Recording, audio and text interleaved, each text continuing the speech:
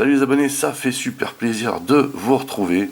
Bienvenue dans une revue Motu Origins avec aujourd'hui le Landshark, le véhicule de Skeletor par excellence. Je suis trop content de pouvoir vous le présenter. Sachez que je ne l'ai toujours pas déballé, donc je vais entre guillemets le découvrir en même temps que vous. En tout cas, comme d'habitude, ici on a un conditionnement juste magique qu'on va regarder tout de suite de plus près.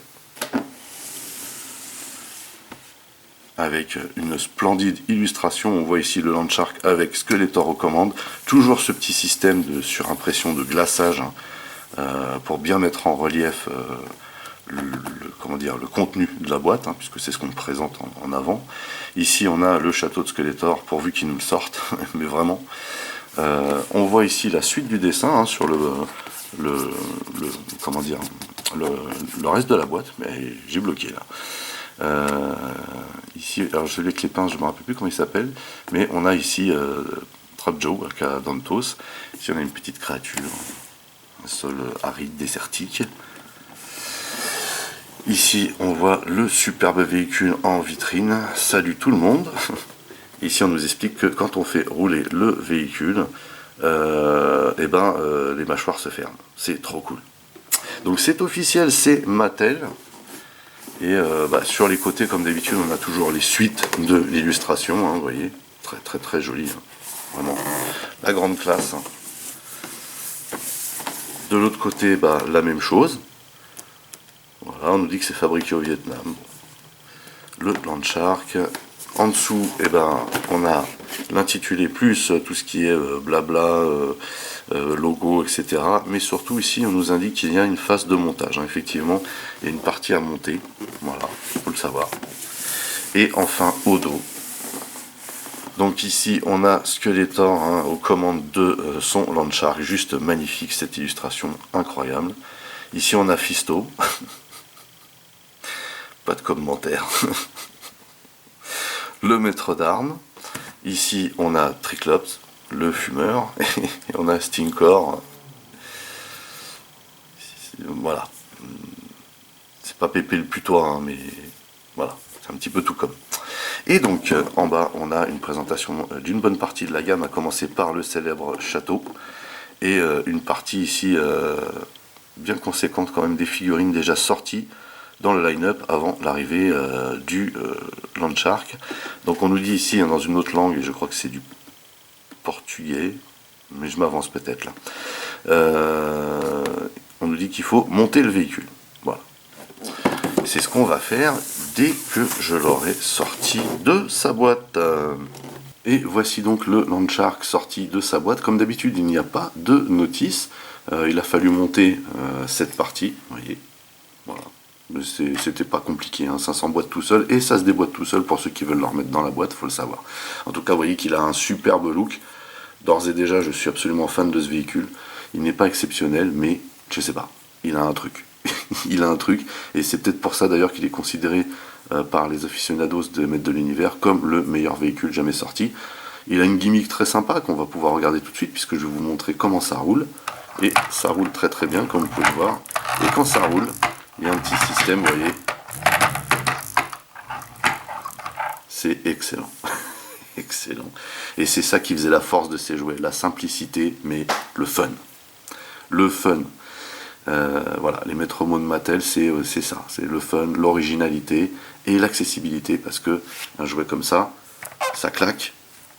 On s'amuse avec, vous voyez. C'est prévu pour des figurines, mais ça coûte que 30 balles. Voilà. Donc, superbe faciès de requin avec, vous voyez, cette partie-là, là, en guise d'aileron, qui nous emmène sur le tableau de bord. On va regarder tout de suite. Alors, on a de la très très grosse qualité plastique sur toute la partie rose mauve, là. Ici, il faut savoir que c'est du caoutchouc, mais ça c'est normal, c'est les normes qui veulent ça. Parce que voilà, il y en a qui l'achèteront sûrement à leur gamin, même si c'est quelque chose pour les collectionneurs de jouets. Il pèse un très très bon poids, et je pense que c'est dû au mécanisme. Le mécanisme est ici. Vous voyez sur les roues avant, vous voyez qu'on a un bon grip et que ça tourne très très bien. Et on a les roues arrière ici. Donc à savoir que les chenilles ici sont uniquement de la déco, il n'y a rien qui tourne. On le voit d'ailleurs. Ici bien entendu c'est là qu'on récupère l'argent qu'on a mis là-dedans, puisque ici on n'a pas de la super qualité de plastique, mais c'est largement suffisant, c'est juste décoratif. Juste un petit détail ici, on voit bien, vous voyez, un petit aileron rajouté ici pour rappeler un peu le squal. C'est fun. Et on voit ici les flingues avec, vous voyez, ici un petit clips. Donc on peut les mettre comme ça ou on peut les mettre comme ça, sachant que ça, ici derrière, ça freine. On a une poignée ici. Alors la poignée, est-ce que c'est pour retirer par exemple l'arme, vous voyez, qu'on retire très facilement et la mettre sur, je sais pas, un personnage, vous voyez. Par contre, voilà, effectivement, je veux bien qu'il récupère de l'argent sur ces parties-là, mais ça me gêne quand même, ça. Vous voyez, voilà. C'est vraiment, là on est vraiment dans le plastique bas de gamme, mais bon, ça se comprend, quand on voit la qualité quand même du produit, c'est vraiment génial. Alors de dos, ici, vous voyez à quoi ça ressemble, on a des très très beaux stickers, pas trop mal posés hein, pour le coup, vous voyez, puisqu'ils sont posés bien entendu en usine, hein, ça faut le savoir. On a une partie ici moteur, qui est vraiment très jolie, simple mais, enfin voilà, simple mais jolie, ça donne. On sait que c'est un moteur. Ici, on a la partie siège hein, qui fait un peu trône. On a les places ici pour mettre la place, pardon. Enfin oui, les places d'ailleurs pour mettre les jambes ici, vous voyez, puisque au milieu ici une espèce de console de contrôle où il n'y a pas de sticker en l'occurrence. Et ici, on a un énorme sticker qui fait panneau de contrôle, très simple, mais avec beaucoup de relief et ça pète. Hein. Et bien entendu, ici, on a les manettes pour pouvoir placer Skeletor, puisque c'est son véhicule aux commandes. Et bien entendu, de l'autre côté, on a strictement la même chose. Vraiment, la grande classe, ce véhicule, je sais pas, il a vraiment quelque chose de particulier, faut bien se l'avouer. Les véhicules au sol avaient quelque chose en plus que les véhicules qui volent, enfin selon moi.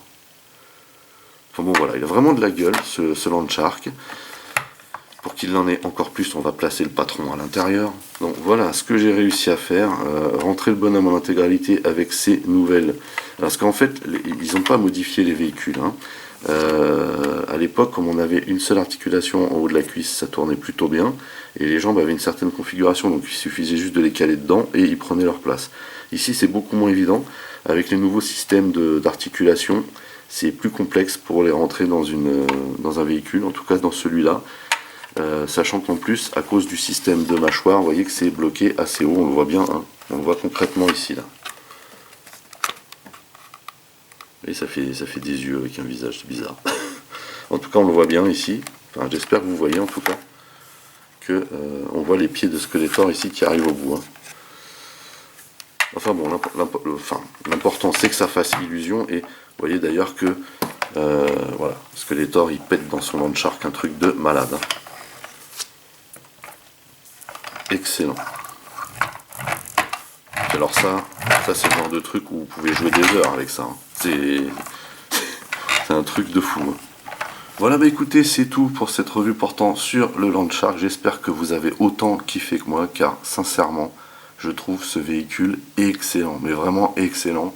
J'ai jamais eu l'opportunité quand j'étais gosse de manipuler ou de jouer avec, et je comprends maintenant, après l'avoir fait, pourquoi tout le monde kiffe ce véhicule. Il a quelque chose en plus. Et je ne saurais pas dire quoi, parce qu'il est très simple, mais peut-être que c'est ce look de requin, finalement, ou peut-être que c'est ses proportions avec Skeletor aux commandes, je ne sais pas. En tout cas, il arrache, vraiment, et cette réédition, à 30 ou 35 balles, voilà, est vraiment terrible, et colle bien au reste de la gamme. Peut-être, effectivement, que ici on est un peu limité dans le cockpit, mais vous voyez que ça fait quand même illusion, il n'y a pas de souci. On imagine bien ici le boss aux commandes, quoi. En tout cas, ça le fait, ça pète. Voilà. Sur ce, n'oubliez pas d'aller rendre visite à mes partenaires dont le lien figure dans le descriptif de la vidéo. N'oubliez pas également que vous pouvez lâcher des commentaires. Merci de liker, merci de partager. Pour les nouveaux, n'oubliez surtout pas de vous abonner, c'est très important. Vous pouvez également checker toutes mes autres revues et playlists, et pourquoi pas ma playlist de Motu Origins. En attendant, je vous donne rendez-vous très très vite. Portez-vous bien et à la prochaine. Allez, bye bye.